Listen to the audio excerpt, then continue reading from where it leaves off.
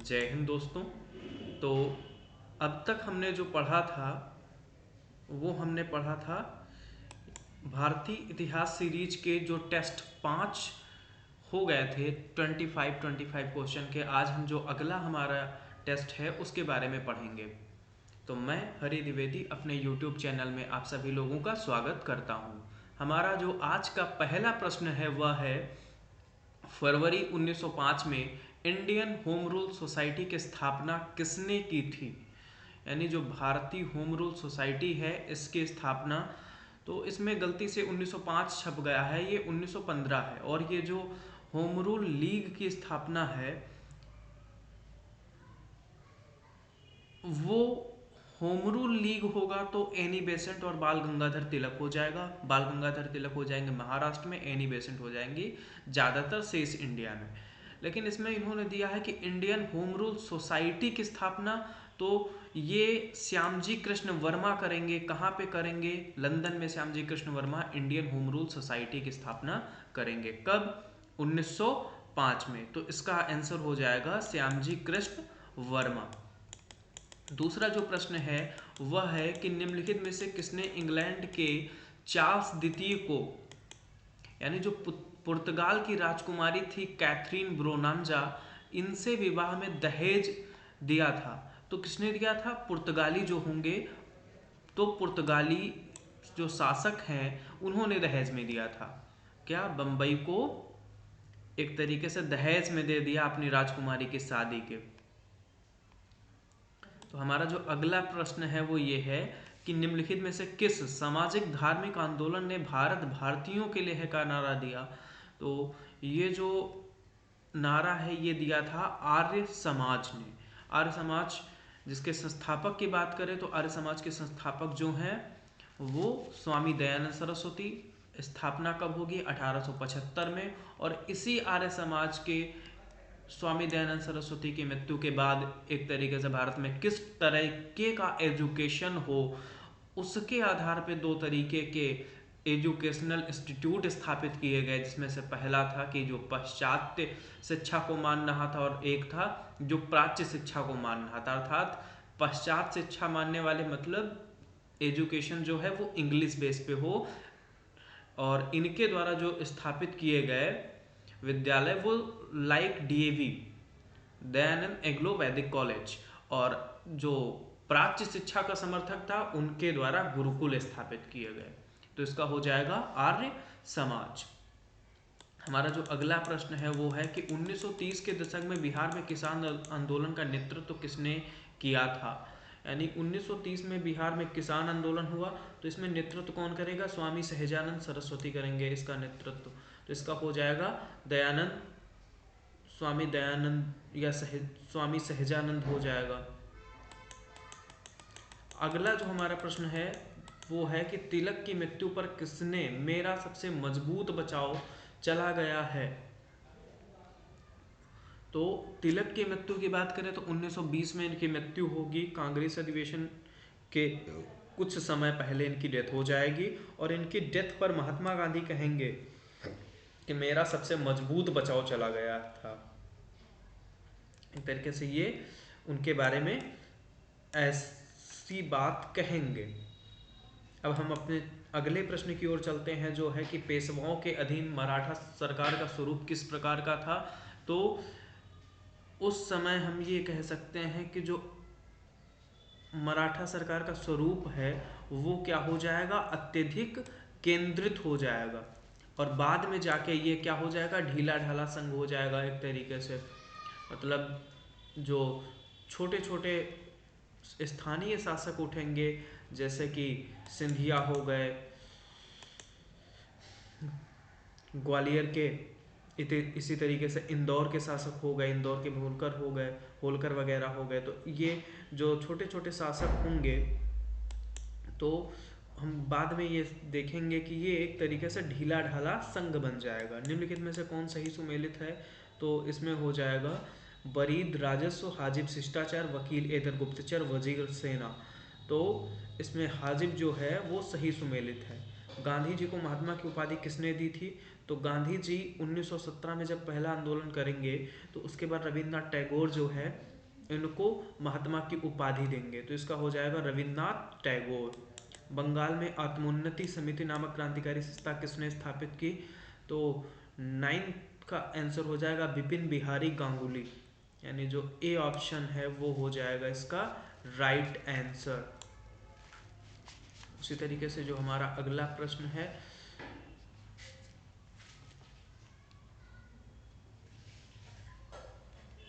कौन से ऐसे प्रथम हिंदू सुधारक थे जिन्होंने बचाव के स्थान पर प्रहार की नीति अपनाई और हिंदू विश्वास की रक्षा करते हुए ईसाइयों तथा मुसलमान आलोचकों के प्रहार के विरुद्ध उन्हें उनके ही दोषों के आधार पर चुनौती दी? तो कौन हो जाएगा?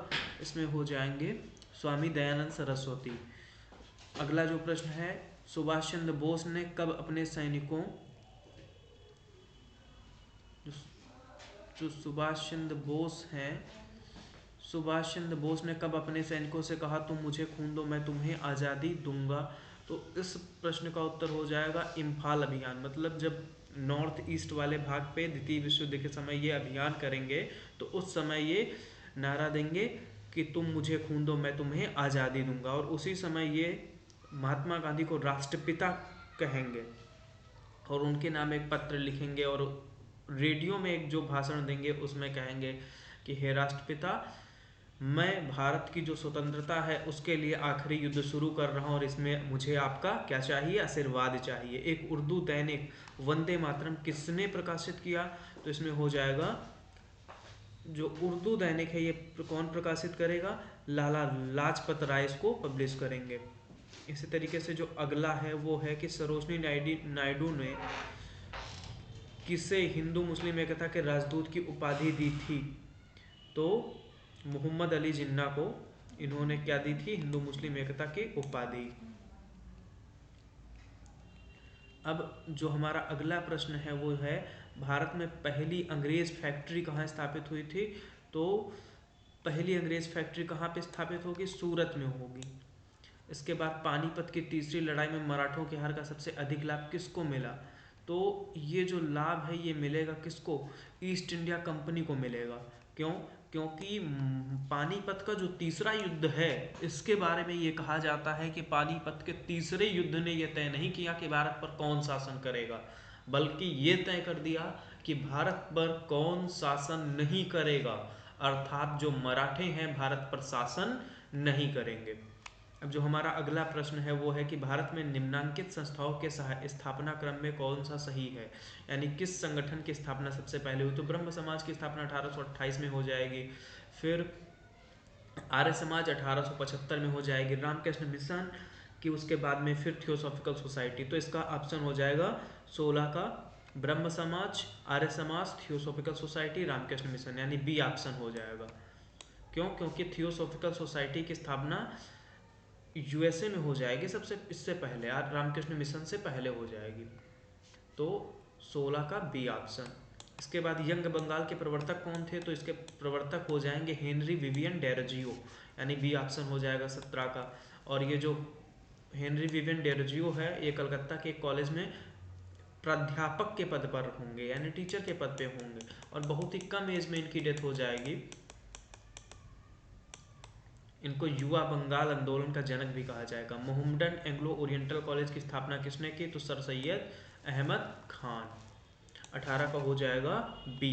कांग्रेस के साथ सर सैयद अहमद खान के संबंध के विषय में सही कथन कौन सा है? कांग्रेस के साथ संबंध के बारे में अगर हम देखें तो इसमें इनका जो उत्तर होगा कि कांग्रेस से इनका कभी संबंध नहीं रहा। अगला जो प्रश्न है वो है कि स्वामी दयानंद सरस्वती ने आर्य समाज की स्थापना कहाँ की थी? तो ये कहाँ पे स्थापित करेंगे आर्य समाज? तो ये करेंगे बम्बई में। किसने अपना पूरा जीवन, यानी जो 21वां प्रश्न है, किसने अपना पूरा जीवन पुनर्विवाह के लिए लगा दिया? विधवा पुनर्विवाह। तो ईश्वर चंद्र विद्यासागर जो है ये अपना पूरा जीवन विधवा पुनर्विवाह के लिए लगा देंगे। ब्रह्म समाज और उसके समर्थकों को, ब्रह्म समाज और उसके जो समर्थक थे ये किसका विरोध करेंगे? समर्थकों ने जाति प्रथा का विरोध किया, विधवा पुनर्विवाह का समर्थन किया, आधुनिक शिक्षा का सम्मान किया? उपयुक्त तीनों। तो इसमें हो जाएगा उपयुक्त तीनों। राजा राममोहन राय के संबंध में क्या गलत है? वे उच्च शिक्षा प्राप्त बंगाली थे, उन्होंने सती प्रथा का विरोध किया, उन्होंने अंग्रेजी शिक्षा का विरोध किया, उन्होंने ब्रह्म समाज की स्थापना की। तो इन्होंने क्या विरोध किया था? अंग्रेजी शिक्षा का विरोध किया था। बाकी तीनों इसके ऑप्शन सही है। 1881 का फैक्ट्री एक्ट निम्नलिखित में से किस देश से पारित किया गया था? तो